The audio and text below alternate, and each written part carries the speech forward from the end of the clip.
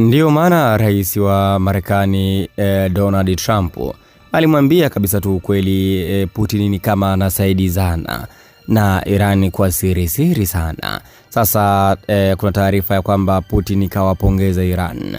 Kawapongeza kuhusiana na nini? Utafahamu. Wewe cha kufanya ni kusubscribe kama bado hujasubscribe ili uwe mtu wa kwanza kupata video mbalimbali kutoka hapa Bongo Super Media. Siku kadhaa nyuma Trump alisema ya kwamba Putin anaisaidia Iran kisirisiri, labda kwa kuwa anahisi Marekani anaisaidia Ukraine, ndio maana naye anaisaidia Iran.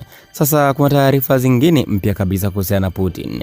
Rais wa shirikisho la Urusi Vladimir Putin ametuma ujumbe wa pongezi kwa kiongozi mkuu wa Jamhuri ya Kiislamu ya Iran Mojtaba Khamenei pamoja na rais wa jamhuri hiyo Masoud Pezeshkian kwa mnasaba wa maadhimisho ya siku kuu ya majira ya kuchipua ya Nowruz.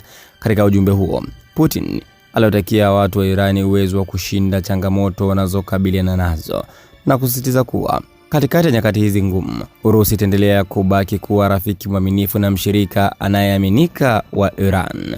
Mwisho kunukuu. Maana yake mpaka hapo mgundua kwamba ni kama Putin anabariki kile ambacho Iran anakifanya kwa maana yake kupambana vita hivi, na amesema kwamba haijalishi Iran nyakati gani anapitia, wao ni washirika na wataendelea kushikamana kama kawaida. Lakini pia anasema kwamba anaiombea Iran washinde hizo changamoto ambazo zinawakabili kwa hivi sasa. Maana yake Putin yuko bega kwa bega na Iran kwa namna moja ama nyingine, na anawapongeza pia kwa kile ambacho anakifanya mpaka sasa hivi katika uwanja wa vita. Wako vizuri, bado wanajiweza kivita. Ndio maana Putin amekuwa mara kadha wa kadha akimpongeza kiongozi wa nchi ya Iran Mojtaba Khamenei ambaye kwa sasa yuko mafichoni kwa ajili ya usalama wake zaidi. Maoni yako ni yapi kuhusiana na huyu Putin? Andika maoni yako hapo katika sehemu ya comment.